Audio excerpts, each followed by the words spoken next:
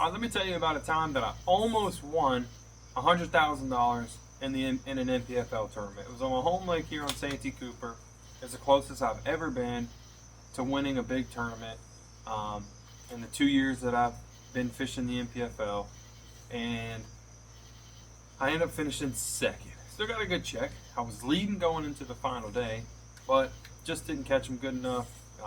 Got beat by a guy that you guys might know, Jason Christie, weighed in 32 pounds on the final day. So the first day I had 26.4, I think it was, and then a little over 30 pounds on the second day. I go into the final day, I'm leading. I got a 4-pound lead,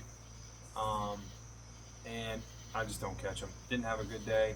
Weighed in 15 something and ended up finishing second. Had a total of 72 pounds even for 3 days. But that goes along with a question that I get a lot, and it is if I could pick one bait to throw 365 days a year. All baits are off the market. You got to pick one to fish with for the entire year. What do you pick? And my answer is a jackhammer. This is also what I caught him on day one, the 26 pounds on Santee Cooper, and the 30 pounds on the second day on Santee Cooper. The third day, I couldn't get him to bite it. I couldn't get any bites doing anything, so it doesn't really matter. But yeah, I caught him on a chatterbait, a jackhammer. This is a Z-Man.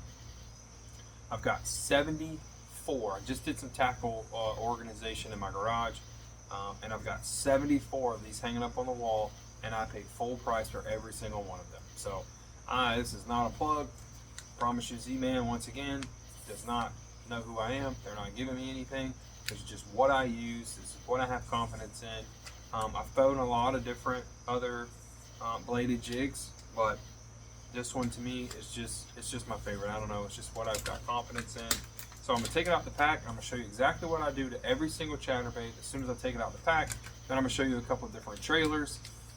Actually 3 different style trailers that you can put on a chatterbait, and a few different ways that you can fish it, which is why I would pick this bait to fish with all year long, because you can just do so much with it. So first off, let's take it out the pack. All right. I think this is a 3/8 ounce one, but I would say about 80% of the time I'm throwing a 1/2 ounce one. And I'll kind of tell you why in just a minute. But all right, so first thing I do is I take this thing out of the pack and I flip it upside down, and I let all the skirt tentacles just kind of hang out, and I just kind of brush them out because they're kind of stuck together from being in the pack or whatever. So I just kind of brush them out, right? But first I'm gonna flip it back around and show you one more thing. All right, so when you take it out of the pack, you could see how everything just looks all nice and pretty and tight and uniformed, and I don't like that, right? So this is why we do what we do. We flip it upside down, get them all straight, just like this. All right, we got them all brushed out. Okay, and I hang it upside down, right? Then I take my scissors and I just kind of go around the bait and I cut them. I cut these skirts about half the length, and watch what it does. Boom, you see it pop up? Yeah, now we've got some character. Now we've added some character to this thing. We got a little something different going on. It doesn't just look like a blob of skirt coming by. When this thing's chattering in the water and it's shaking in the water, now you've got some tentacles that are off and hanging around and doing something just a little bit different. And I don't know that it helps at all, but I do it, and I catch a lot of fish on the chatterbait, and it's my favorite bait, right? So now you can see it just looks completely different, right? It looks like it's got a little bit more fun to it, right? It looks exciting. It looks like, oh, eat me, eat me, eat me, right? This thing looks fun, right? And I flip it up this way. You can kind of see a little bit different, right? You see those couple just kind of flailing around. It's not as thick. It's not as bulky and boring, right? So that's what I do to my skirt. Second thing is, you're going to want to take that little red piece off there. If you don't take that red piece off there that's protecting that hook, you're going to be like, man, why are these things hitting it, but I just can't hook them? All right, and then I'll show you, I'll start off with probably my favorite style trailer, and it's any kind of straight tail trailer, right? This is a Crush City freeloader. I like it. It's probably my favorite. Before the freeloaders, I was using Flukes. Z-Man makes a Chatter Spike. There's a bunch of them out there. The Hog Farmer, Spunk Shad, I think is what it's called, but the Hog Farmer one, that's a pretty good one. But any just kind of straight tail trailer, it's probably the most common trailer that I use, but I do use some other ones, right? You know, I probably wouldn't put these two colors together, but that's another cool thing with chatterbaits. You can mix and match colors. You can have a dark chatterbait and a light colored trailer, or vice versa, a light colored chatterbait with a dark trailer. Like, you don't have to match them perfectly. You can play around with these things and still get bites. Somebody, I think it was Lee Livesey, I don't know that for sure. I think it was Lee Livesey, did pretty good on a tournament catching them on a pink chatterbait, right? So you can mix up colors, mix and match. They got different color blades. You got gold blades, you got black blades, you got green pumpkin blades, you got silver blades. Some got red blades. Like, there's just a lot of different things you can do with it. Right now, so I'll just show you how I make sure with the straight tail trailer, some important things, right? Another reason why I like this is that hook keeper right there. Man, that thing gets a hold of them. It's the best hook keeper that I've ever seen on any bait, in my opinion. So you're just gonna go, this is the top of it. You can kind of measure it if you want to, put your chatterbait or put your trailer up to where it's gonna stop, see where you need to come out at. I've done it enough times to where I can just thread it on there, comes out, boom. Now we've got it up there, and the important thing is having it straight, right? Having it straight. My hook's coming out dead center of that bait. It's straight up and down, right? That's the most important thing. What you don't want to do is have it on there like that, because you'll be able to feel it. You throw a chatterbait enough, if your trailer, I know now, like, I catch a few fish and I make a cast and say my trailer messes up, I can feel it when I'm reeling it in. It will definitely mess up the vibration of your blade. So you don't want it like that. And then on the other hand, you don't want to thread it not enough and it's hanging out like that, right? Because that will affect it too. That doesn't affect it as much, but it kind of hangs lower below the hook, and I'd hate for them to come up and grab it and not get a good little hook. So you want to thread it up on there as good as you can. Get it up there, that way if they were grab the body of that trailer, they're getting the hook, right? So that's one style trailer. Another, probably my second most common trailer, is any kind of swim bait. This is just a 3.25. This is a bio-spawn swim bait. You know, it doesn't matter, whatever. This is just a 3.25 swim bait. So you're gonna do the same thing there, dead center. You're just gonna thread it on. All right, you guys kind of get the purpose here. Thread it on. It's gonna be straight. There's your swim bait. Okay, and then the last style trailer that I use is I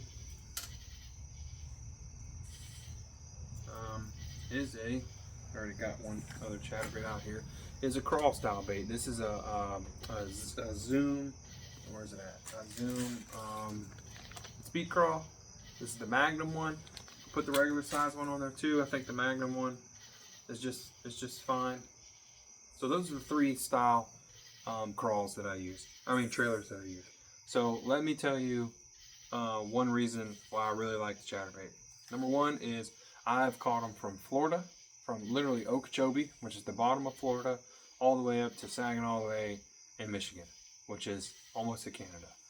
We were at St. Lawrence River. I caught a few on a chatterbait, and we're almost to Canada, like upstate New York. Smallmouth, spotted bass, largemouth, they all eat it. Temperatures in the low 40s and temperatures in the low 90s. I have personally caught bass with water temperatures in the low 40s on a chatterbait, and just recently, last week, I was at Logan Martin just practicing for a tournament, and I threw a chatterbait around a little bit. The water was 92 degrees, and I caught bass on a chatterbait. So 92, 42, everything in between. It's a 50-degree temperature change in water. Water change temperature, right? So whatever, you know what I'm saying. So it just catches them all year long, right? You could throw this thing around grass down in Florida. You could throw it in grass here on SANTEE COOPER. I've caught them around trees. I've caught them around stumps. I've caught them throwing it around docks and under docks. I've caught them around laydowns. I've caught them just going down the bank. I've caught them around rocks. I've caught them going down riprap. I've caught schooling fish with it. It's just so versatile. You can do tons of different things with it. It works from East Coast to West Coast. I've never been out on the West Coast, but I know the guys out there catch them. I've watched videos, right? So it works from East Coast to West Coast, but I definitely know it works from north to south. Period. I've done it personally. So once again, the straight tail trailer is probably my favorite. And it's just when I'm fishing grass, right?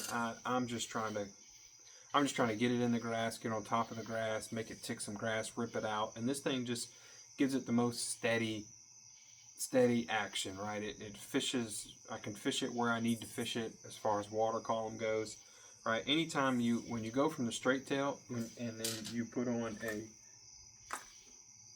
a swim bait, what it's going to do is it's going to slow your bait down. So let's say you wanted to fish this bait 5 foot under the surface. You want to fish your chatterbait 5 foot deep. You're going to have to reel it faster. Not much, but you're going to have to reel it faster with this straight tail because it don't have no tail kick back there, right? It's not like propelling any water. It's not back there kicking and flapping and slowing your bait down, right? Whereas a swim bait or a crawl actually slows your bait down, right? And the faster that you reel it, it's going to rise up, right? Because it's kicking and kicking and kicking and kicking, and then it's going to fall slower, right? And then when you wind it, so you can turn your handle slower, but keep it at the depth that you want, right? So what I like to do, usually when I go to a crawl or a swim bait, it's when I'm fishing a little bit shallower or some thicker grass. When I want to keep my bait up closer to the surface, I'm going to use a crawl style bait or a swim bait style bait, because putting those kickers on there is going to slow it down and it's going to rise your bait. The faster you wind it, it's just going to rise up even more than it would with the straight tail. Now, the faster you wind it with a straight tail, it's going to rise up, but you got to really burn it. The crawl just helps it. Faster you reel it, it's going to help it come up to the surface. So I'm fishing like 2 or 3 foot deep. Maybe I'll put a crawl or a swim bait on there. If the grass is topped out really high, I'll put a crawl or a swim bait on there and just helps it keep it up closer to the surface over top of whatever I'm trying to do. So some ways that I've caught them on a chatterbait. This is just me personally. Like I say, around grass, just burning it, right? Burning it, ripping it, burning it, stopping it, burning it, ripping it, burning it, stopping it, just kind of fishing it erratic. But during the SANTEE Cooper tournament, I really didn't have to do nothing special. I just was throwing it out there, letting it sink to the bottom, and just reeling it slow. And if I felt something touch grass, but I'd give it a little pop, and that was really all I had to do to catch them. But I've caught them yo-yoing this thing, couldn't get any bites, or I just, like you would a trap, like you typically yo-yo a trap, you can yo-yo this chatterbait. You can just pull it, let it fall, pull it, let it fall, pull it, let it fall. They're going to hit it on that fall. You're going to go pull it one time, it's going to be loaded up, bam, smoke them. I've caught them just throwing it around trees, just like you would a spinnerbait, just throwing it around trees, winding around. I've caught them throwing it around trees or throwing it around stumps, fishing it like a worm, just throwing it out there, letting it sink, and just dragging it like you feel that blade. And then boom, they'll hit it. I've caught them schooling fish, right? Like literally just chasing bait, and I'm chasing around, throwing a chatterbait in them, a white chatterbait or white chartreuse chatterbait, something like that, and catching schooling fish on a chatterbait. Once again, from Florida to New York, everywhere in between, I've caught them. Literally, I have 74 of these hanging up in my garage. So it's my favorite bait. Well, let me take that back. It is one of my favorite baits. Now, if I had to pick my favorite bait, it's probably going to be some sort of topwater. But 100%, if you said you got to pick one bait to fish with for the rest of your life, I'd pick a chatterbait, because you can win a tournament, and you can catch a bunch of fish, and you can catch your biggest fish. I caught, 4 7-pounders, 4 fish over 7 pounds in 2 days. I had 2 over 7 both days at the SANTEE Cooper tournament. I caught some fishing it around docks at Lake Norman, literally just skipping it under docks, throwing it around the edges of the docks, down the sides of the docks, cast and just reeling it, letting it sink to the bottom and reeling it, fishing it right under the surface and reeling it, and fishing it like a worm, right? Lake Norman, caught some smallmouth, like it's just a good bait, right? And there's tons of different things you can do with it. I usually always throw a 1/2 ounce because you can just cast it farther, right? I'm way more accurate with the rod that you really should be using. You do need a special rod. I'll put that in the article. That'll be in the article. I wouldn't say a special rod, but you need a certain type of rod. I've been through all the trials and tribulations. Having the right rod will really do some good. I promise you that.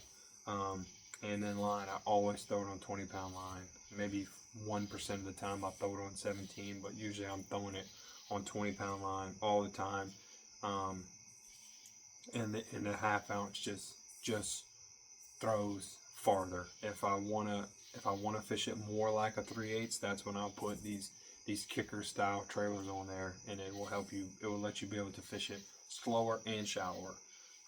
So I hope this helped. Get you some chatterbaits. Also, go to Phantom Outdoors. Get one of these cool hats that they got. Go in the store, phantomoutdoors.com. Go in the location. Talk to Matt. Talk to the people that work there. Super nice guy. They have tons of chatterbaits. They got tons of different trailers. They're a huge help with me. Super nice people. And I really do appreciate them. So, like I said, just get you some chatterbaits. Go to your pond. I've caught them in ponds or in the neighborhoods. I've caught them in rivers, tidal. I've caught them in lakes. I've caught them in bays, clear water, dirty water, black water, red water. It don't matter. Get you a chatterbait. For me, colors, I keep it simple. If I'm going to go dark, it's going to be green pumpkin or black and blue. If I want something light, it's going to be white or white and chartreuse. And then sometimes I'll go in the middle like this, kind of like this golden shiner color here. It's got a little bit of white, a little bit of brown. There's another one that's like green pumpkin and chartreuse. So I keep it simple. There's a bunch of different colors, but I use maybe four or five different colors. So I hope it helps, and see you guys out on the water. If you guys need anything, any kind of questions, any advice, anything I can help you with, or you want to come fishing, just contact me, give me a call, message me on social media, and let's get together. Have a good day. Later.